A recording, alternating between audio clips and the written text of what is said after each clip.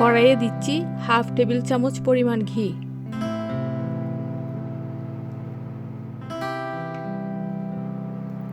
এখন দিচ্ছি half cup সুজি।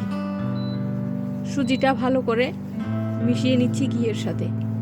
খুবই লো হিটে সুজিটা হালকা করে ভেজে নিচ্ছি, খুব বেশি কড়া ভাজা হবে না, জাস্ট 1 মিনিট লো হিটে ভেজে নিচ্ছি।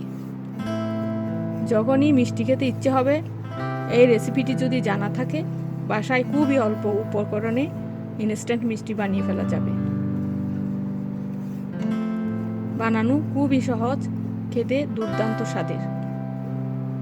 এখন দিচ্ছি 1 কাপ লিকুইড দুধ, যেটা আমি আগে থেকে গরম করে রেখেছি।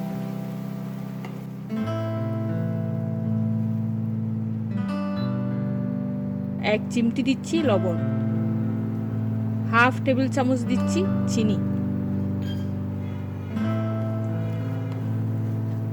সবকিছু ভালো করে মিশিয়ে নিচ্ছি। খেয়াল রাখতে হবে চুলার তাপটা যেন একদমই লোতে থাকে, তা না হলে পুড়ে যাবে। খুব ভালো করে নেড়ে নেড়ে রান্না করে নিতে হবে, যেন কাঁচা থেকে না যায়। কড়াই থেকে ছেড়ে ছেড়ে আসলে বুঝতে হবে অনেকটা হয়ে এসেছে। তারপরেও আমি আরও একটু ভালো করে নেড়ে চেড়ে রান্না করে নিচ্ছি। আমার মনে হয় হয়ে গেছে, এখন আমি নামিয়ে নিচ্ছি। একটা প্লেটে নিয়ে একটু ছড়িয়ে দিচ্ছি। গরমটা কিছুটা কমে আসলে তারপর আমরা সেটা ভালো করে মতে নিব।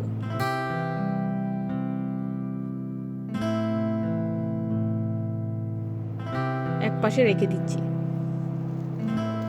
আর একটা প্যানে আমি দিয়ে দিচ্ছি 1 চা চামচ ঘি, 1/4 কাপ পাউডার দুধ দিচ্ছি। বাসায় যদি মাওয়া না থাকে তাহলে আমরা পাউডার দুধ আর ঘি এভাবে করে ইনস্ট্যান্ট মাওয়া বানাতে পারি। জাস্ট 30 সেকেন্ড মতো আমি এটাকে ভেজে নিব। একদমই লো হিটে ভাজতে হবে, সারাক্ষণ নাড়তে থাকতে হবে, তা না হলে পুড়ে যাবে। পুড়ে গেলে তেতো হয়ে যাবে, কালারটাও নষ্ট হয়ে যাবে।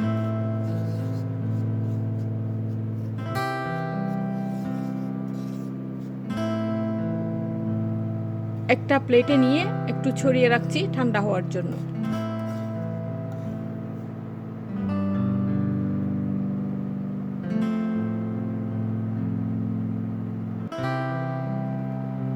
কড়াইয়ে আমি চিনি নিচ্ছি 1.5 কাপ,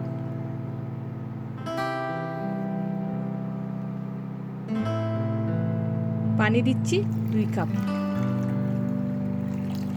এই রেশিওতে শিরাটা যদি আমরা তৈরি করি তাহলে মিষ্টির ভিতর শিরাটা ভালো করে ঢুকবে। এটা বেশি তিক হবে না, আবার বেশি পাতলাও হবে না।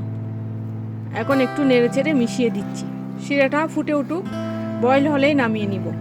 শিরাটা হতে থাকুক, ততক্ষণে আমি খামিরটা মতে নিই। প্রথমে সুজিটা আমি একটু ভালো করে ভেঙে নিচ্ছি।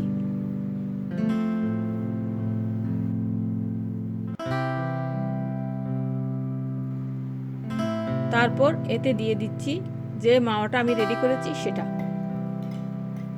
1 চিমটি বেকিং পাউডার দিচ্ছি। বেকিং পাউডার বেশি দেওয়া যাবে না, তাহলে মিষ্টি ভেঙে যাবে।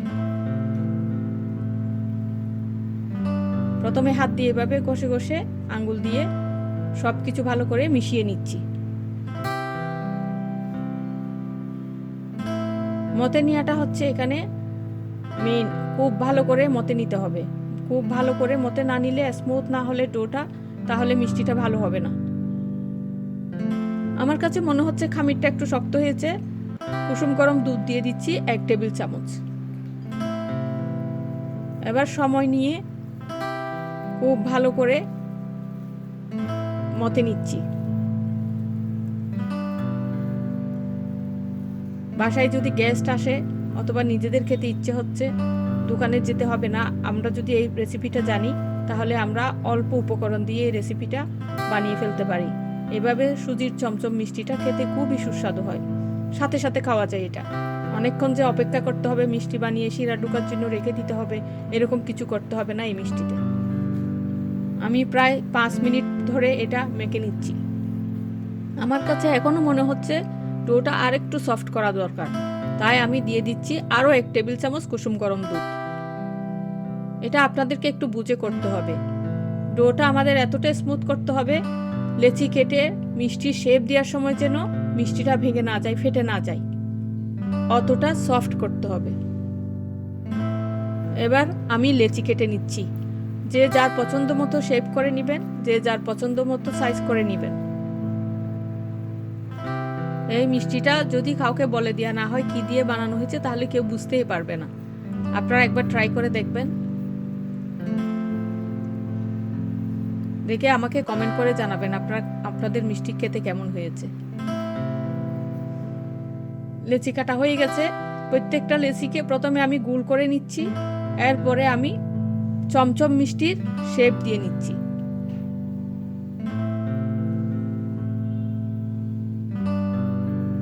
চেষ্টা করতে হবে যেন কোনো ফাটল না থাকে। 2 হাতের তালু দিয়ে আমরা এভাবে চেপে চেপে একটু ভালো করে স্মুথ শেপ দিয়ে নিব। এভাবে আমি প্রতিটা মিষ্টি আমি চমচম মিষ্টির শেপ দিয়ে নিচ্ছি।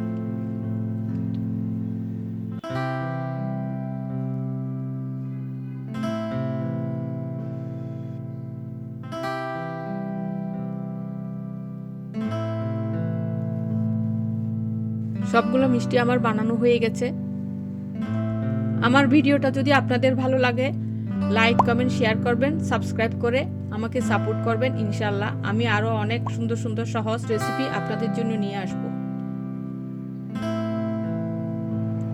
এদিকে আমার শিরাটাও রেডি হয়ে গেছে। এখন আমি চুলার আঁচটা একদমই লোতে করে দিব, তারপর একটা একটা করে মিষ্টি শিরার মধ্যে ছেড়ে দিব।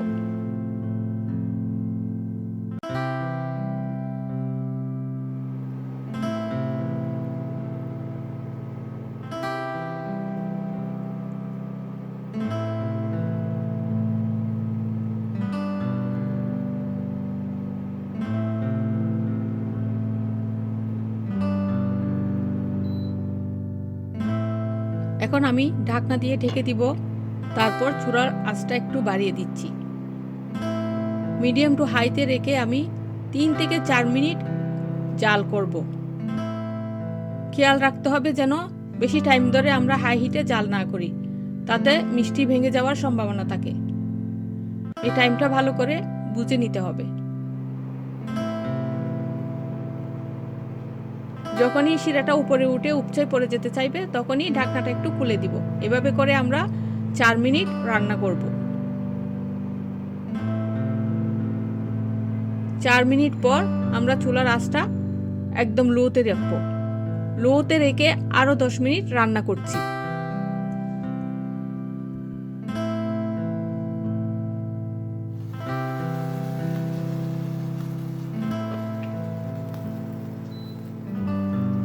কড়াইয়ের হাতল ধরে একটু ভালো করে নাড়িয়ে দিচ্ছি।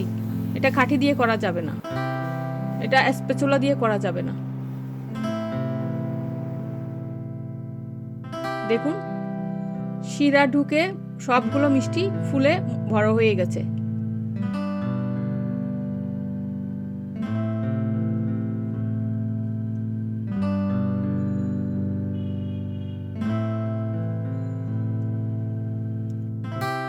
দশ মিনিট পরে চুলা অফ করে দিয়ে ঠান্ডা হওয়ার জন্য রেখে দিচ্ছি।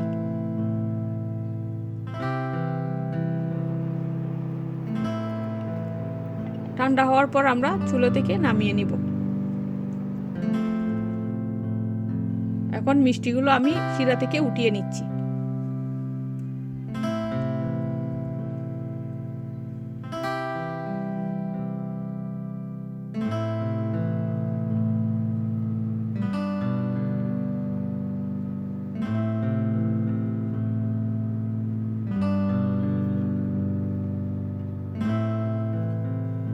নারিকেল পাউডার দিয়ে আমি মিষ্টিগুলো কোট করে নিচ্ছি। এটা আমার বাসায় বানানো নারিকেল পাউডার। আপনাদের কাছে যদি নারিকেল পাউডার না থাকে, তাহলে আপনারা মাওয়া অথবা পাউডার দুধ দিয়েও কুট করে নিতে পারেন। তবে নারিকেল পাউডার দিয়ে কুট করলে খেতে বেশি ভালো হয়।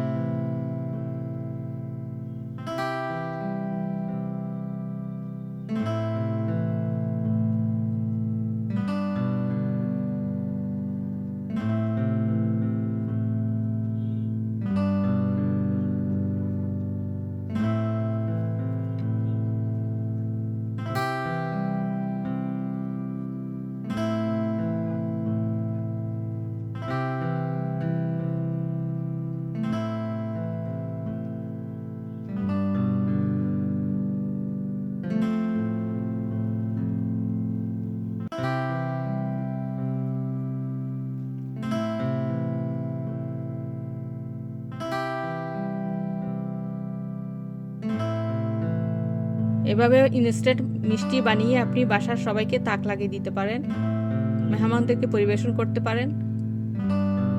খরচও কম, বানানোও অনেক সহজ। দেখতে অসম্ভব সুন্দর হয়েছে, খেতেও খুবই ভালো হয়েছে। আশা করি আপনারা একবার ট্রাই করে দেখবেন। আর আপনাদের যদি কোনো সমস্যা থাকে, কোনো প্রবলেম থাকে, কোনো কিছু কোয়েশ্চেন থাকে, আমাকে কমেন্ট করে কোয়েশ্চেন করলে আমি ইনশাল্লাহ অ্যান্সার করব।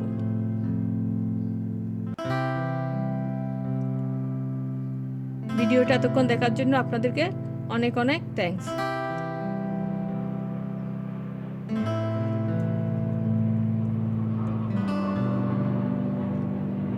আসসালামু আলাইকুম সবাইকে।